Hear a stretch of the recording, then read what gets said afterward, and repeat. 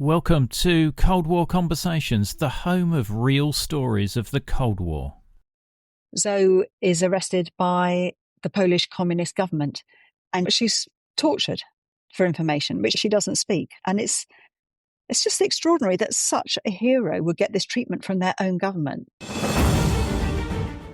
This is Cold War Conversations. If you're new here, you've come to the right place to listen to first-hand Cold War history accounts. Do make sure you follow us in your podcast app so that you don't miss out on future episodes. In a world where history often overlooks the contributions of women, the story of Agent Zoe stands out as a beacon of bravery and resilience. I speak with Claire Mulley about her book, Agent Zoe, the untold story of a fearless World War II resistance fighter. From the first day of war to the German surrender, Zoe organised efforts to resist the Nazi invasion of Poland, displaying extraordinary courage and leadership. However, the aftermath of war brought new challenges. Despite her heroic actions, Zoe and many others faced persecution from the new communist authorities of Poland. I'm delighted to welcome Claire Mulley to our Cold War conversation. I think it's a really important story, and it's also a fantastic, exciting, dramatic story. So it's got a lot. It's my fourth published book. And my second book was about another Polish-born woman who actually became a British citizen. Her name was Christina Skarbek, or Christine Granville. That book's called The Spy Who Loved. And when it came out, I was very honoured. I was actually literally honoured by the Polish government, who gave me a cultural award, which was, I obviously wear all the time in bed. And I went to the Polish embassy to be given this honour. And I met various strapping young men were there to receive awards as well. And at the back, there was an elderly lady who my mum actually made a beeline for first. And of course, I was drawn to her as well. And I was chatting to her about what brought her there. And she was actually a veteran of the Warsaw Uprising, which was the largest organised act of defiance against Nazi German occupation in Europe during the Second World War. And she had served in that when a 16-year-old girl. She had this extraordinary story about her service, which I won't do now.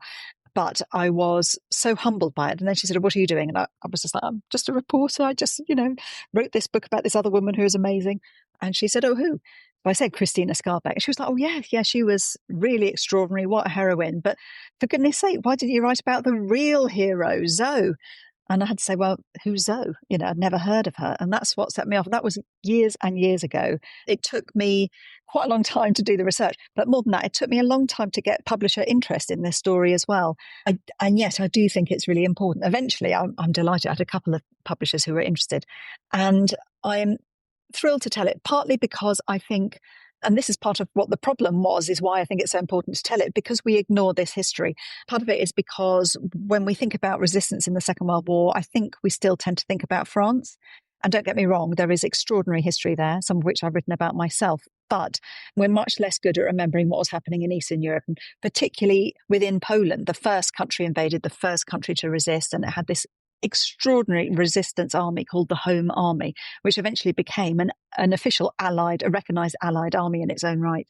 And it had a huge number of women serving within it, one of whom, of course, is Zoe, one of the, I don't want to rank them, say she's more important than anyone else, but she's a really crucial figure. So partly because I think we need to be looking east, and I think that's been given more resonance today because of the recent invasion of Ukraine. And we do need to understand the history of that region and be better at understanding that. But it's also simply because she's a woman, she's female. And I still think that a lot of the stories, I think we are getting better at it, but a lot of the time, even after I wrote my book on Christine Granville, Christina Skarbek, I saw new books coming out that started to mention her. And one was a compilation of stories of, great people in the Second World War. And the opening gambit was, we were drawn to Christina by her beautiful smile. That was after my book came out. And I'm like, it's not their smiles that we need to be focusing on. We talk about the women, it always seems to be about their appearance, how pretty they were. We talk about how brave they were, and we talk about sacrifice, rightly, male or female sacrifice, we obviously need to honour. But we're much less good at remembering how effective these women were. And Zoe is a wonderful example of someone who just achieved so much. So, yeah, that's two very key reasons why I thought it was important to bring this story to greater notice. Absolutely. And it's just an incredible story. I mean, this would make a fantastic movie, let alone a book. Oh, yes. Please, film people, get in touch, please. I try for you, Claire, here. Now, that's okay. Now, Zoe was born at a time when Poland had disappeared from the map of Europe. That's absolutely right, yeah. So Zoe was born in 1909 in a town called Toruń, which is in northwestern Poland. Beautiful, historic Polish city, always a garrison town. It was medieval, and it's a bit like Carcassonne, but very, very Polish. And when she was born in 1909, that part of Poland had been annexed into the Prussian Empire, which is an earlier German empire. And of course, Poland has this history of centuries, actually, of being invaded by its very aggressive nations. Warsaw is about halfway between Berlin and Moscow. So that gives you an idea of the forces that surround it. The constant history of being invaded, annexed and occupied, and also, doing a bit of invading themselves into Lithuania or wherever. So it's been incredibly fluid. But when she was born, Poland had disappeared from the map of Europe for about 100 years already. And yet she is legally born in Toruń. She knows her parents are deeply patriotic Poles. She's brought up to know she's Polish inside. That's her heritage. That's her history. But legally, actually, she's German, ironically, when she's born. And the Prussian Empire is very determined to try and cleanse that culture, that history, to change it, to bring it on side. So it's always been Prussian German. And so she's actually, the Poles are forbidden from celebrating their own festivals. It's much more Protestant than Catholic. She's not allowed to speak Polish. Her first language is German. And even her name, Elżbieta Elizabeth, Elżbieta is the Polish version, but she's known in public. She's called Lisa or Liesel, the German version of Elizabeth. So her very identity is being attacked from the moment she's born. And of course, what the Prussian Empire didn't realize they're doing is they're creating a group of people, Zoe most foremost among them, who have grown up from knee high knowing how to have a double identity. She speaks fluent German. She knows all the German cultural traditions. She's not going to be picked up on any of that. And she knows how to represent herself as someone else, as a German person, because she's doing it since she was a tiny little thing. So basically, it's perfect training for a secret agent in the Second World War. I think one of her formative memories was actually at the end of the First World War, when Poland is finally restored to the map of Europe after over 120 years by that point. And she's a young teenager, and she goes out to the celebrations of peace and independence and restoration of Poland with her father. And she sees her father, this hero to her, big, strong man, a veteran himself, with tears coursing down his cheeks, because together they are hearing the Polish national anthem played for the first time on the streets of her hometown. And this really sticks with her. She used to say to friends that she sucked in patriotism with her mother's milk, which I think is a fabulous phrase. So she's determined when Poland is restored to the map, that this is her nation. She can finally be herself. She learns Polish. She gets into a lot of fights, actually. But she's determined to defend that freedom from now on. Indeed. And what is she doing prior to World War II? And what sort of age is she at this point? So she's 30 at the start of World War II. She'd always been very independent-minded. Poland's a pretty progressive nation at this point. So one of the first countries in Europe to give women the vote. Once they're restored to the map of Europe, they have this real sense of citizenship. And that's very progressive in many ways for the time. And so they have quite a few women go to university. She goes to university, but most of them are doing sort of histories and arts and things like that. She studies maths, which even then was still quite rare for a woman. She actually studies alongside Marian Rejewski, and he's one of the first Enigma code breakers. He's that key mathematician in Poland who later works with Turing and so on. So she's got a great mind on her. But while she's at university, she also gets drawn to this organization called the PWK, which is the Polish acronym for the Polish Women's Military Auxiliary. So they are a uniformed body, very highly trained, fitness and orienteering, but also in the use of weapons, guns and ammunition, sabotage techniques, and also medicine and communications and all of these skills and attributes. So she's trained in that, and she becomes a very senior instructor in the Women's Military Auxiliary, but they are still outside the Polish Armed Forces. So they're Most similar body over here would be the First Aid Nursing Yeomanry, commonly known as the Fanny, which were the only women's auxiliary body to be uniformed and highly trained, but actually outside the British military, which is really useful for us in Britain because these women weren't at this point allowed to carry weapons in the British Armed Forces. So these women could carry weapons. And this is a similar sort of thing for the body that Zoe has joined and is helping to run in Poland before the war. So World War II in Europe starts in 1939. Can you describe the situation in Poland in 1939? Yeah, so it's actually among the first people really to serve in the Second World War, because on the 1st of September 1939, she is sleeping on a Polish airbase with her unit from the Women's Military Auxiliary. And she is woken up at 5 a.m. by the sound of explosions. And she thinks at first perhaps it's the Polish Air Base undertaking exercises that she should have been informed of but had missed somehow. But it's not, of course. It's what we now call the Blitzkrieg. It's this very dynamic invasion by the Nazi German armed forces going in. They are bombing from the air the Polish airfield, which is one of the first things they did as they came in. But of course, also, coming over the borders on land as well. And she immediately gets up, gets on her uniform and steps into action with her unit. And she is sent to a city called Lvov, which was then in eastern Poland. We now know it as Lviv, of course, in Ukraine. And she is delegated. So she gets her unit, she commandeers a municipal bus, and off they go, scattering certain routes with glass shards and nails and things to slow down the advancing Nazi German forces. And she gets to Lviv. It's a really crucial, strategically important city. She is there. She is put in charge of supplying the anti-aircraft machine gun nests and so on. But it takes her some time to get there. There's high drama, but we won't do the whole thing. And when she arrives, soon after she arrives, on the 17th of September 1939, so just after a fortnight after the German invasion from the west of Poland, Red Army forces invade from the east, and they come in to Lvov. And at the time, the Soviet government, Stalin's lot, were saying, we see chaos in Polish territory. We want to protect the ethnically Russian part of the population in eastern Poland. So we're coming in. There's no recognizable government here anymore. We're coming in to restore order. Of course, we now know that before the war, there was a secret protocol, part of the Molotov-Ribbentrop Pact, that had agreed beforehand that they would divide up Poland between these two aggressive neighbors of the independent Poland. So this was all prearranged, in fact, but it was presented as being a spontaneous and reactionary move. And Poland, who I think we often forget had actually put up a very good defense in the first couple of weeks of the war, knew they couldn't realistically continue to fight on two fronts simultaneously. So they took the strategic military decision to evacuate their armed forces.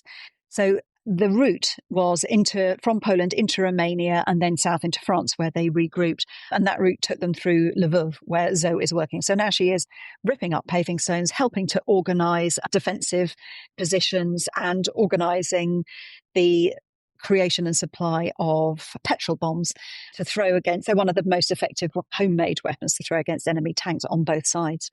And they managed to evacuate from this route the Polish government, which then sets up in Angers in France and then goes to Britain, to London, a large part of the treasury, some of their great heritage, art, the Enigma code breakers, obviously hugely important. That's Marian Rejewski and his team, but also 35,000 troops. And they become the Polish armed forces overseas. And they go on to serve in the Battle of France. And then they come up to Britain and they continue to serve throughout the war. They're very significant Allied armed forces during the war. But Zoe could have left with them. She's in Lvov, but she decides the best thing she can do to serve her country is to remain and help to set up the resistance. And the resistance is known as the Polish Home Army, as opposed to the armed forces overseas. And it's, all of what we're talking about is just the preface, really. It's her work in the Home Army, the resistance, that makes her legendary, really. And so the Polish government leave Poland as well, and they form a government in exile in London, and they've taken the seals of office of Poland as well, which come into the story a little bit later on. For a long time. Indeed. So it sounds like Zoe's involved in the resistance straight away. I mean, she's keen to fight back. Very keen, yes. I mean, that's why she stayed. A lot of women do go out with the armed forces to serve as drivers and secretaries and translators and so on. She could have done that and held her head up high for serving her nation. But she really feels the best contribution she can make is behind enemy lines. And she's right. So she stays. I mean, she's in Lvov, she's in eastern Poland. So she has this perilous journey. She wants to get back. She's got most of her contacts are Warsaw and northwest Poland. So she knows that's where she can be most useful, getting people organized, getting people together. So she has an incredibly perilous journey back across the Vistula River to serve. And immediately she volunteers her services and she proposes, which they accept, setting up an intelligence network, gathering military intelligence in Silesia, basically an area of Poland. It's about the size of Wales, but very strategic area. Yeah. And she's acting as a courier, which with her German identity, she's really made for as far as, intelligence gathering and getting around. Yeah, absolutely. I mean, what she does, she recruits, I think she's got 50 people within a month and over 200 by the time she's satisfied. And they're all women. She recruits all women because the women are less suspect than an able-bodied man, particularly of conscription age, although she recruits people of all ages, in fact. So she's recruiting people like that work in the telephone exchanges and the post office who can, steam open the letters and overhear the phone conversations. Women who work as translators and secretaries, even office cleaners in the occupying authorities' offices and so on. And they pull together an immense amount of material across this very large region. So if you are working in a bakery and you see the changing garrison bread orders and you look across the entire region, you can see where they're planning to send troops and so on. So she then pulls this together and it's a fantastic amount of information which she digests into weekly reports, but it's of no use to anyone at all unless she can get it to the Home Army headquarters, and then they share it with their allies and use it strategically to get a national picture. And so then she puts her hand up to undertake what at this point in Poland is probably the most dangerous role at this moment, which is to be a courier. And amazingly, we've got some of her stuff. We've got her clothes brush, which had a little wooden back she could slide off and put a little slip of paper in an aid memoir, because it's a lot of statistical information changing every week. And she would use that as very quickly they start putting this information onto microfilm. And then she will hide that inside a key in winding it around a pin that goes in the shaft of a door key, all sorts of places. And because she very quickly becomes one of their best couriers, very experienced, and she also has fluent German, and she's blonde and blue-eyed. Not all Germans are blonde and blue-eyed, but you can play to a stereotype. It's helpful. So they set her on the route, the most perilous route, after the fall of France. They can no longer send information straight out that way, obviously. And a lot of it is quite time-sensitive information, troop movements and where U-boats are and so on. They need to know quite quickly for this information to be valuable. So the fastest way they can get the information to London now is to go right into Berlin, where they have a friendly contact in the Manchurian embassy, as was. And so Zoe is given this job of taking the information from Warsaw in and out of Berlin. I mean, she has a lot of close escapes. I know you don't want to focus too much on this part of the war, but to leap from a moving train, it's extraordinary. So, yeah. It's incredible scrapes, and there is loads more in the book. As Claire's mentioned, we want to get to the Cold War, but if you're reading the book, you don't want to miss out on these incredible escapades, because at one point she's crossing the Pyrenees in deep snow. Shot at in the freezing mountain passes by a German border patrol. She has terrible time with trains. She nearly gets drowned hiding in the water tender of Pierre Laval's train while hiding in France. She gets thrown out of a hotel window. Yeah, it's really quite extraordinary. She's sent as a courier. Eventually she's sent from Warsaw to London. So that's over 1,000 miles of enemy occupied territory, or just about nearly 1,000 miles.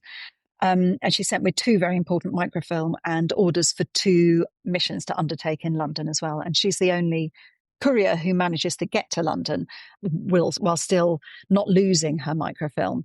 And she's the only woman to serve as an emissary of a commander of an Allied army as well. Loads of firsts in here. And in 1943, she's selected for SOE training, Special Operations Executive. That's right. So we think about it as the SOE. It's the P section. So the most famous section is, of course, F section. Now, F is for France, P is for Poland. But the Poles would never refer to it as SOE P section. To them, it's their elite special forces. They're called the silent unseen. It's the Cicho Ciemni. And They are the cream that have been taken off those Polish armed forces overseas who have got out through France, fought again, got to Britain. They cream off the top. I think only 316 finally parachute back into Poland. They also go to France to support. There's a big Polish community in France as well, so they go to support that resistance group, and they're parachuting into Yugoslavia as well. They are absolutely remarkable, very highly trained, and they're trained, of course, in Scotland alongside the SOE. That Britain put some money in and some trainers in and so on. But the Poles are doing a lot of the work themselves, and they consider themselves loyal to the Polish government in exile while they're here, and to the Home Army Commander-in-Chief as soon as they're parachuted back. And Zoe actually trains the men. She's not trained herself. She trains them because they've got out before occupational conditions come in. So they don't know what uniforms they're going to see. They don't know what the rationing is, so she trains them so they won't make any early mistakes and be picked up immediately. And she becomes the only female silent unseen. So in Polish, that makes her the only cicho ciemna. Incredible. And late 1943, she is parachuted back into Poland. Yeah. That's right. Yes. Yeah. 3 Special Duty Squadrons aircraft went out that night. She's flown out from Tempsford in Bedfordshire in a 4-engine Halifax bomber. 2 of the aircraft actually came back. They returned early because of the level of flak that night. I mean, it's difficult. They have to wait for a combination of the right weather and a moonlit night enough so that the pilots who are flying without radio can navigate by just looking at the moon reflected on the water and see the rivers and the spires of churches and so on. They do a phenomenal job. And she goes out, and they are actually caught in flak as well. She hears this. It must have been this hideous metallic sort of fairground pinging noise of this stuff hitting the fuselage of the aircraft. And of course, they've got a huge amount. They're going basically to just over Warsaw and back. So they've got an extra spare petrol tank on board. They're flying gasoline bombs. So absolutely terrifying. But they press on, and she is dropped back in September 43. Yeah. The only woman to parachute from Britain to occupy Poland. Another first there. And now in Poland, this is the build-up to the Warsaw Uprising in August 44. So the Soviet army, the Red Army, is starting to encroach on the old Polish borders. And obviously, in mid-1944, the D-Day landings occur in France, so Germany is starting to have to fight a 2-front war. What is Zoe's involvement in the Warsaw Uprising? And if you can explain the importance of it in Polish history and the sort of incomprehensible numbers of casualties that there are within that battle. I mean, it's one of the things that does irritate me about some of the ways that British history is taught is that it's very much about Dunkirk, Battle of Britain, stuff like that. Whereas on the Eastern Front, the scale of the conflict is beyond comprehension. But anyway, my rant over. I should save that for History Rage. Beavers, Stalingrad, some other wonderful. Nick Lloyd's done quite a lot of work in this area. So there are some good books out there you can get to. But yes, I completely agree. I think we should be much better at looking at this part of the history as well. So, gosh, you asked me a lot of questions there. So what is Zoe's role in the Warsaw Uprising? Essentially, she's sort of quartermaster type role. So she is charged with being responsible for the supply of provisions to the Home Army forces. So obviously there's weapons and ammunition. They've been setting up caches. There's a large cache under the university. There's another one under the opera house, the stage floor, and across the city. There's also people have been stockpiling as well, food and even water. Very quickly, the Germans are going to turn off the water supply, which they do. So Zoe is responsible for particularly food supplies and medicine, all the medical supplies. So that's the role she's given. And what is the Warsaw Uprising? Just very briefly, the occupation in Poland had been so incredibly brutal. The occupation everywhere was brutal. But in Poland, Hans Frank was the Governor General of the GG, the German occupied area, as opposed to the part in the West they just directly incorporated into the Third Reich, and to the occupied zone of old Poland. And he famously said, whereas in France there will be reparations if you kill a German soldier, we're going to kill 1 or 10 perhaps. French resistors.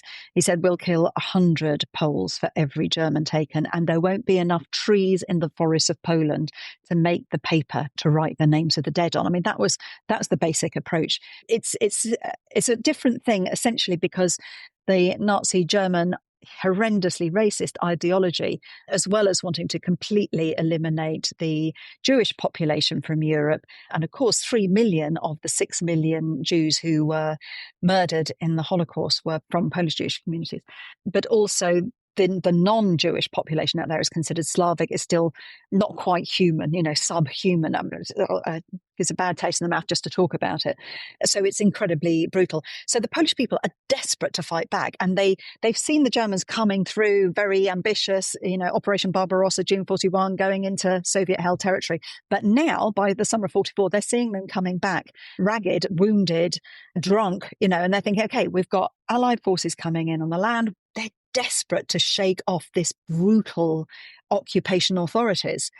So militarily, it's against the German occupiers, but politically, it's also against the incoming Soviets. They know the Soviets are moving towards Poland. They're coming within previous Polish borders. And what they want to do is to welcome the Red Army to a free Warsaw. They can't liberate their entire country, but they can liberate Warsaw. So they can welcome them as equals and allies rather than as a liberationary force to whom they are in some way indebted. So that is the aim. I mean, they know that Stalin has land ambitions. They have already fought against them in the Second World War.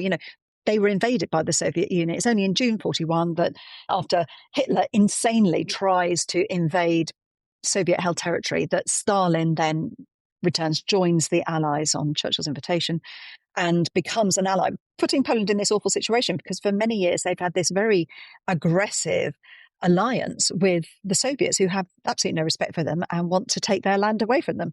And so what they want to do is militarily kick out the Germans and have liberated their own capital city before the Red Army arrives. That's the plan. They think it will take 2 days. They are prepared with stocks like those organised by Zoe to hold out for 2 weeks. And in the eventuality, it's a battle of 2 months. It goes from the 1st of August right through till October. And within the time of this, we have the liberation of Paris, of various Western European cities. But Hitler is so offended that these Poles, these Slavic people, as he sees it, can rise up against him. It's such an insult that his orders are that Warsaw should just be razed. And he says that everyone, soldier and civilian, man, woman and child should be murdered.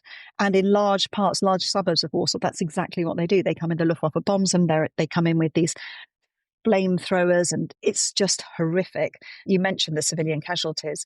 The idea was that the Home Army there would fight.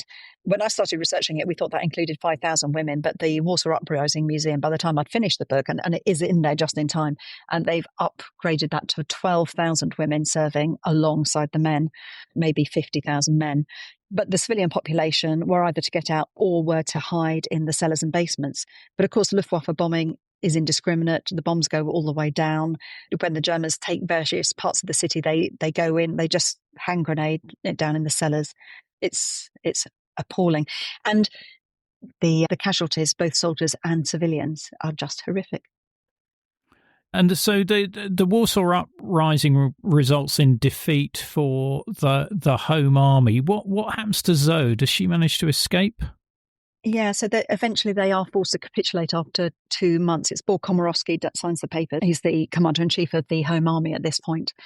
And he has several interactions with Zoe. So one of the things that Zoe had done while she's on her mission in Britain is that she has written a decree that women should have equal or legal military status as soldiers in the Home Army. And during the Warsaw Uprising, the Home Army gets official legal status as an Allied armed force. And just before the capitulation, Bo Komorowski actually signs this decree that Zoe has developed, and it's recognised. So the women actually get legal status as soldiers. It's hugely important. This isn't about it is really about equal ops, but it has real impact because this is the only time in the Second World War, the only time in history, of course, that Nazi Germany sets up prisoner of war camps for women. Previously, when they captured the women under Hitler's commando order, they were either shot, they're fighting outside uniform. In the Warsaw Uprising, I should say, they're wearing armbands, white and red armbands, the colour of Poland. So they are in uniform. That's their unifying feature, these armbands. So they are serving soldiers in uniform. So under the Geneva Convention, the women cannot just be arbitrarily shot or sent to be laboured to death in work camps.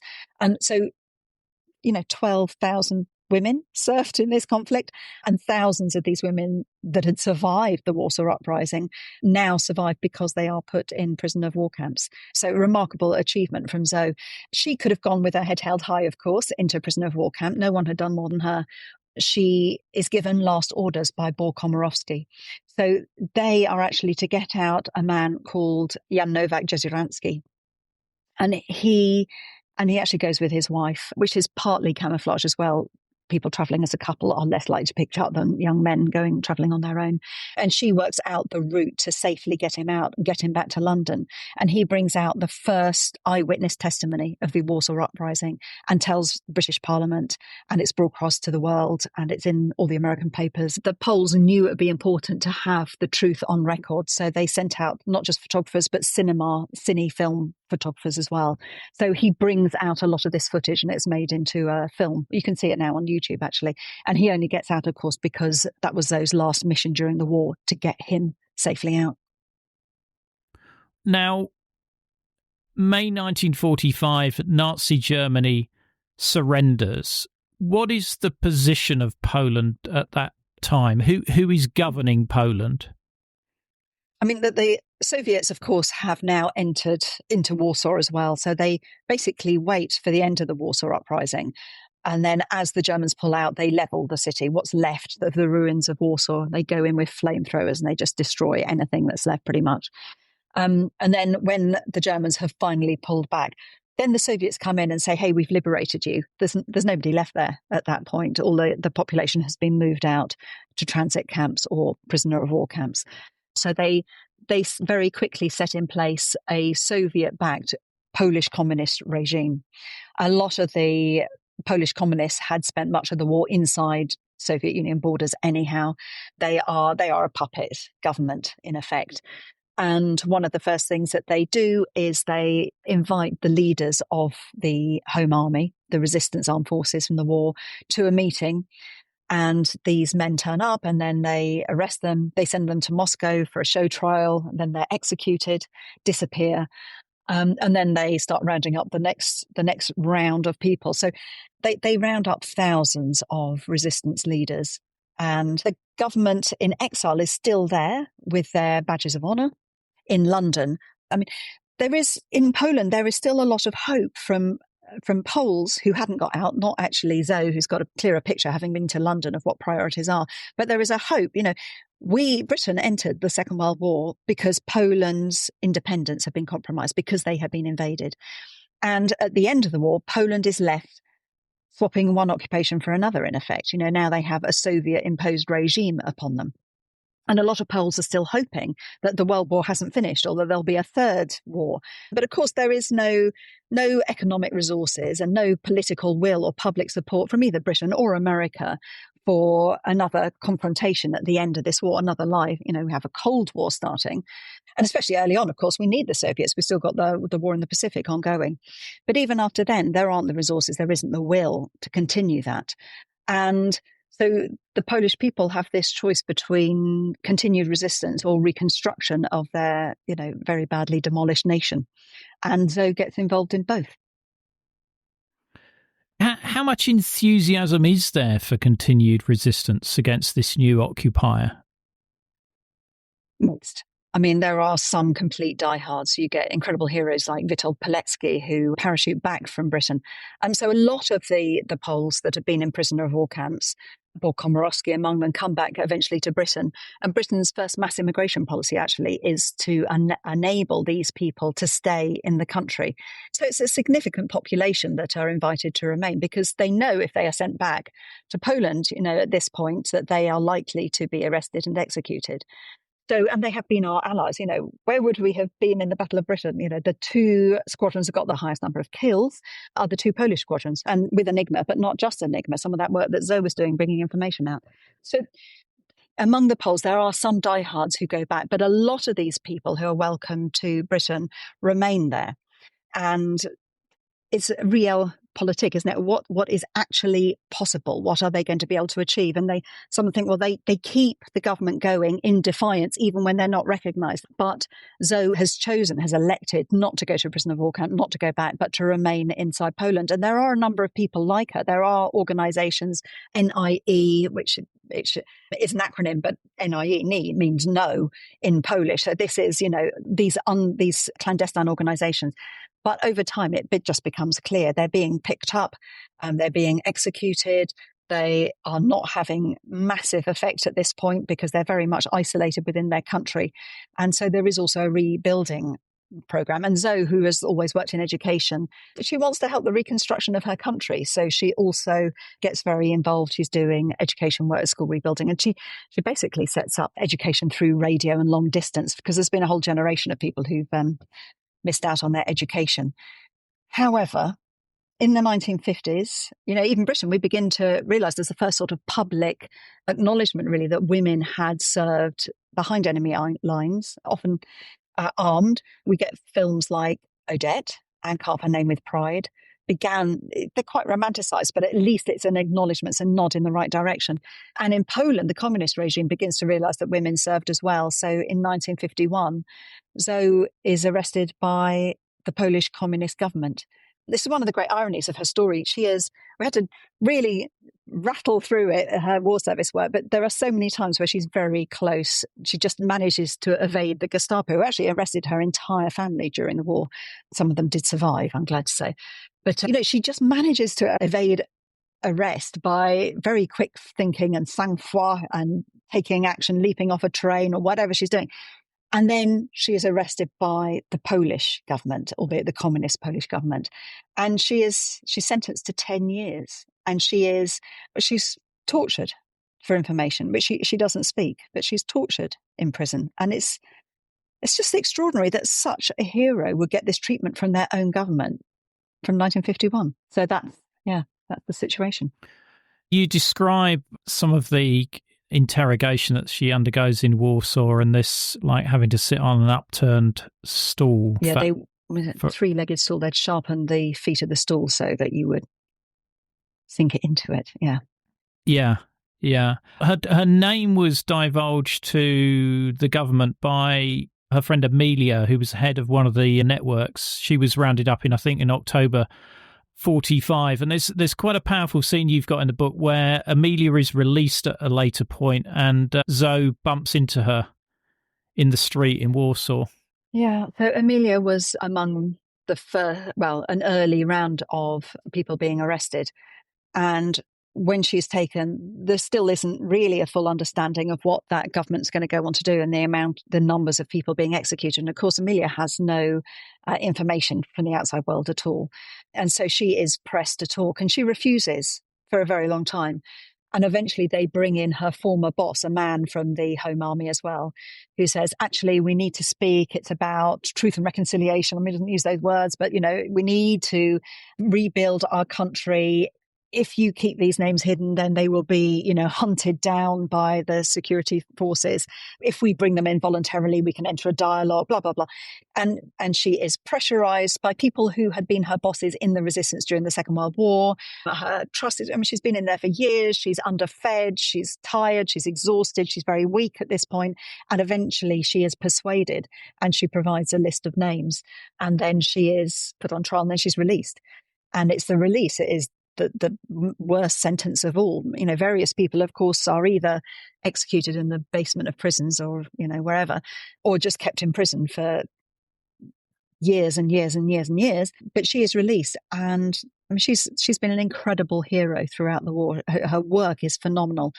But now she is a complete pariah. She's spat at in the street. Interestingly, the man who betrayed her is also released, but he doesn't get this treatment. He manages to have a job and a career and carries on quite fine. But Amelia, there's definitely an extra layer of sexism in here and misogyny that means that she is a complete outcast. So, yeah, so sees this figure. She doesn't recognize Amelia's incredibly glamorous, well-dressed figure in the war. And afterwards, she sees this huddled figure in a stained coat in front of her. And then she suddenly recognizes her and she realizes it's Amelia, and she's going towards her and she sees someone lean in and just punch Amelia in the face. And that's what she was dealing with. And when Amelia had found out on the other side what was happening, she tried to pressure. She wrote to Bolesław Beirut, the communist president. She went on hunger strikes. She stood outside the prison. She did letter campaigns. She did everything she could think of to try and make reparations, to try and get these people out. All to no use at all. She was just completely used and betrayed. It's horribly tragic. It is absolutely. Now, Zoe is in prison and she decides that she's going to teach the illiterate prisoners while she's there, and she's still pushing back against the authorities because she's not supposed to do this. And eventually they work it out because suddenly these people can read and write. Yeah, it's amazing. I mean, she goes in, one of the most extraordinary, out of many extraordinary interviews. It's such a privilege doing the research for this book. But I managed to interview a woman. She'd just been 15 years old and she'd been in the same prison cell as Zoe for a while. There were lots of women in one cell. They don't have individual cells. And this teenage girl, she said, in there were a lot of attempted suicides from the young girls. It's a women's prison. These are girls who have had 6 years of war, haven't had higher education, often impoverished anyhow, they're all treated as prostitutes or common criminals or whatever. But a lot of them are just like the girl, Bernadetta, that I interviewed, had a debate at school where she'd been rather too emphatic about freedom. That was it, into jail, age 16. I mean, they all started training each other. So the older women were really important for the younger ones to say, actually, you have a sense of worth. I mean, the younger women, they were slashing wrists, drinking the lime or whatever that they could get in the prison. A very painful death, that poisoning. And Zoe would give them a sense of self-worth, self-value, and she would teach them. So they would do potato prints when they were working in the kitchens. They had a sort of toothpaste powder. You could mix that with water and then you could write on the walls with it. And then they get on, and Zoe herself is learning, I think botany is one of the things she's learning, just something to keep your brain going as well. But she's also teaching languages. She's teaching maths.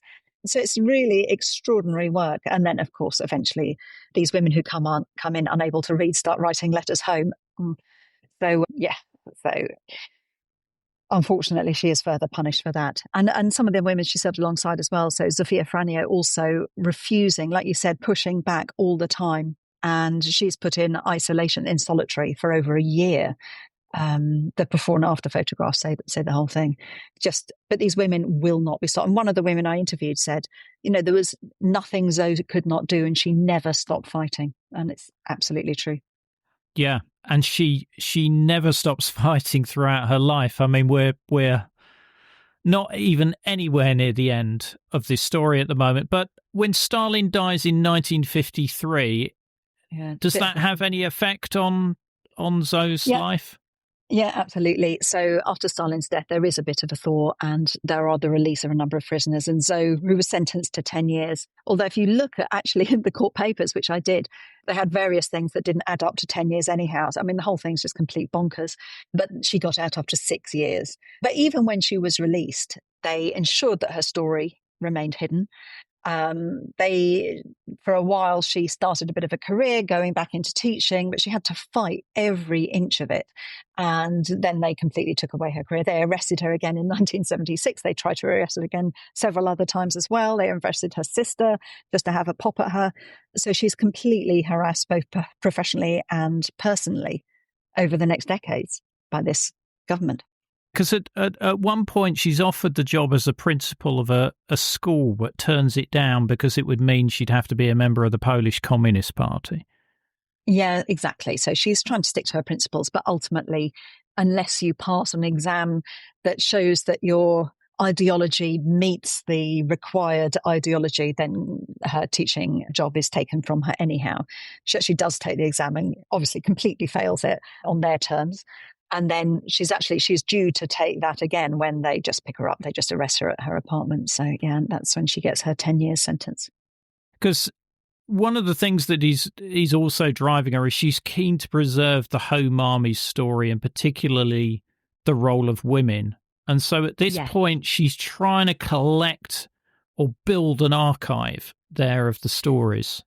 Yeah, an incredibly useful archive. So yeah, to do this is considered seditious. So of course, every nation has their own narrative of the Second World War. I was at the Musée d'Armée in Paris recently, and they had an exhibition on D-Day, and it was very different to the story we tell about D-Day, which is really fascinating to see this. And in the Soviet Union, now in Russia, still, they don't talk about the Second World War, of course. They talk about the Great Patriotic War, which has different dates. It starts in 1941.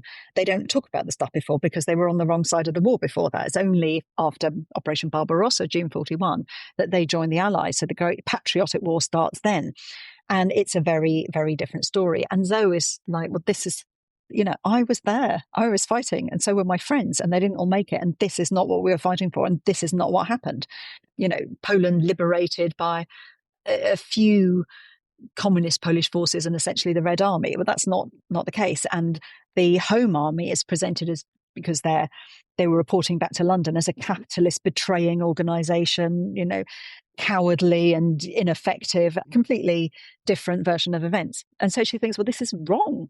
So she starts interviewing her friends. She says that she's an academic, so she does it very thoroughly. She has a little card index system. She cross-relates, triangulates people's witness testimony, looks it up, and she produces, which is really a phenomenal archive. And it's a lot of the women's stories because they're not being told at all.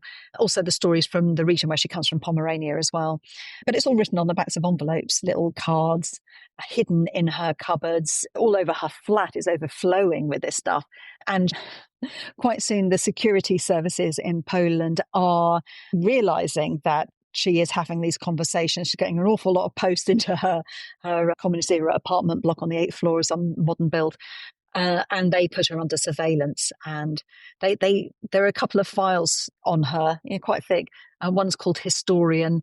And they've got a pretty good idea of what she's doing. And eventually in 1976, they allow her to go to Britain. She's been travelling behind the Iron Curtain quite a bit with her educational work.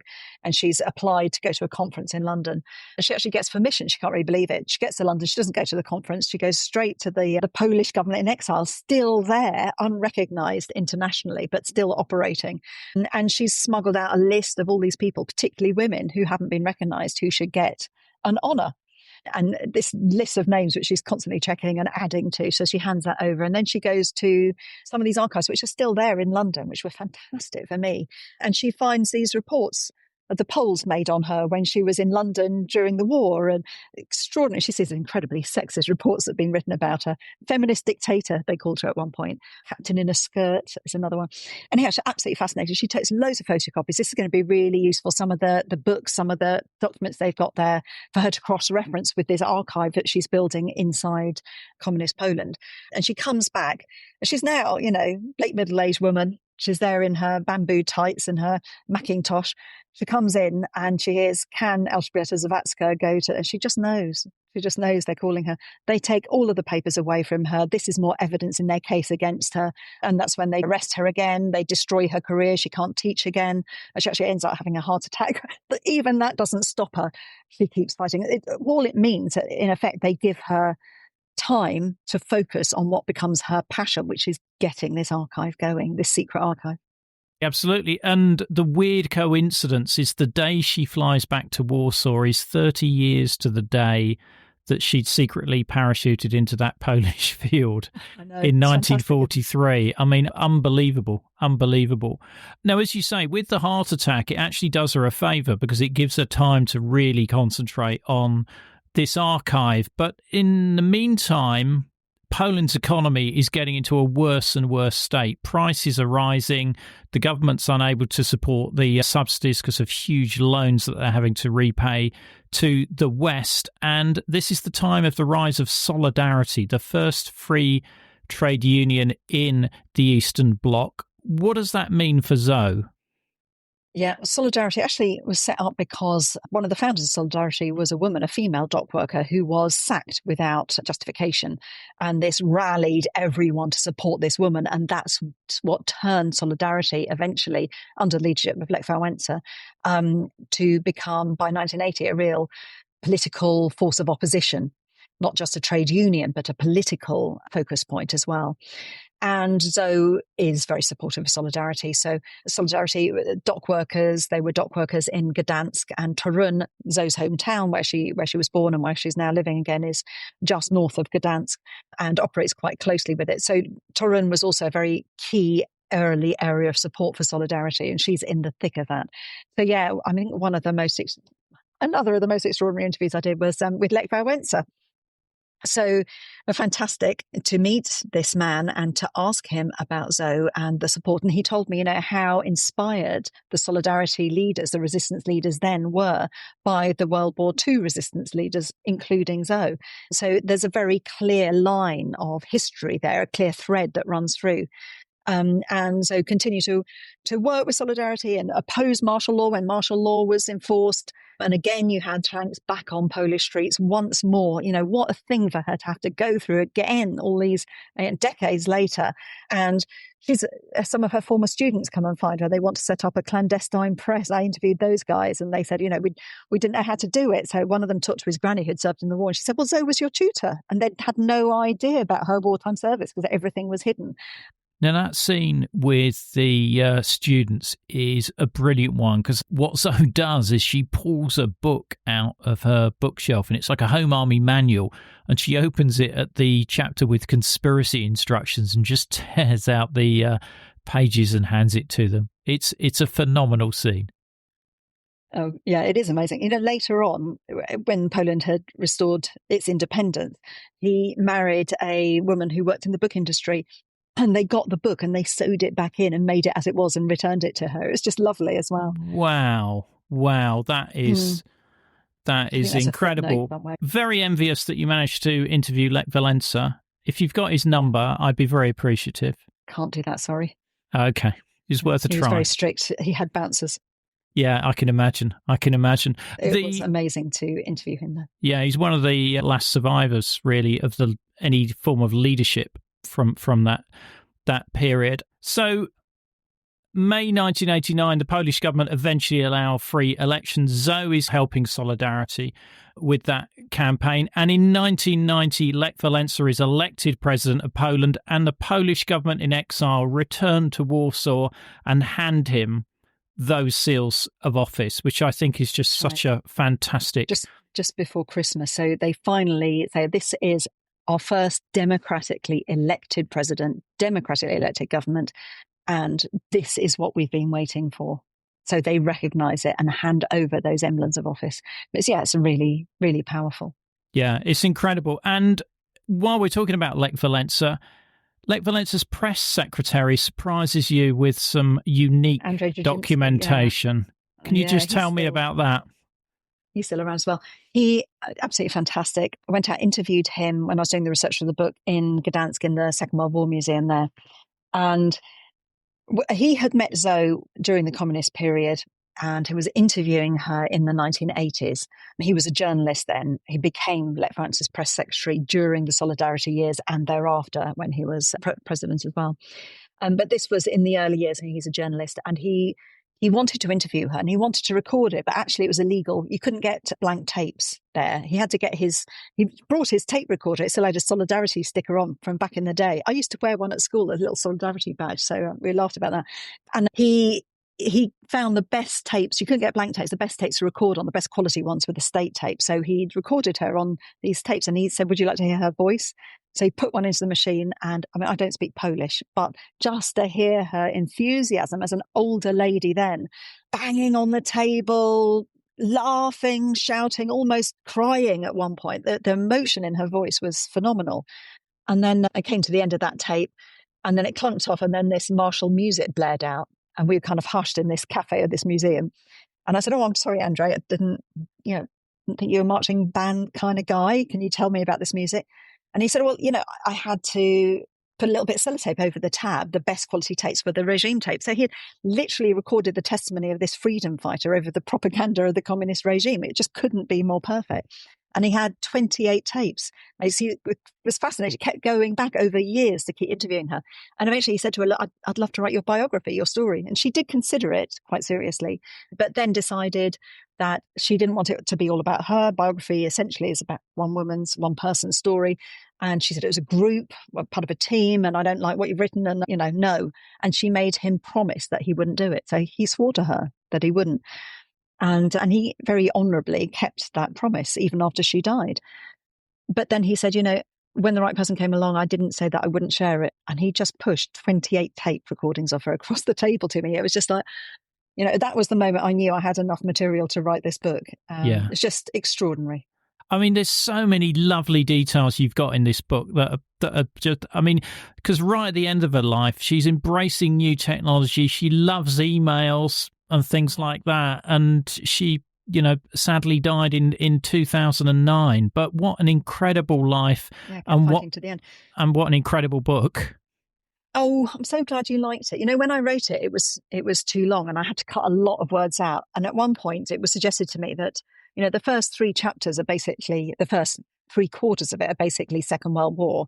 And the last quarter is Cold War and on, what happens. And I thought it was really important. Someone's, a couple of people said, why don't you just take that last quarter off? We don't need it. We just do the Second World War. It's got so much in it. And you cannot understand the woman. You cannot understand the history unless you bring that post-war, that great irony of her treatment, the abuse of her by the Polish communist government. This is Polish history, and she's at the heart of that whole story.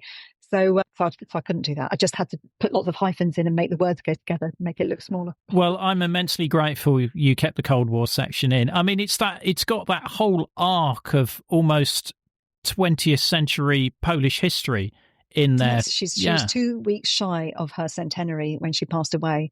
And and it's just a fighting 100 years. The book is called Agent Zoe, The Untold Story of a Fearless World War II Resistance Fighter. You can purchase the book via links in the show notes, which will also help to support the podcast. Don't miss the episode extras such as videos, photos and other content available via a link in the episode information. The podcast wouldn't exist without the fantastic efforts of our community of financial supporters, and I'd like to thank all of them for keeping the podcast on the air. The Cold War conversation continues in our Facebook discussion group. Just search for Cold War Conversations in Facebook. Thanks very much for listening, and I look forward to seeing you next week.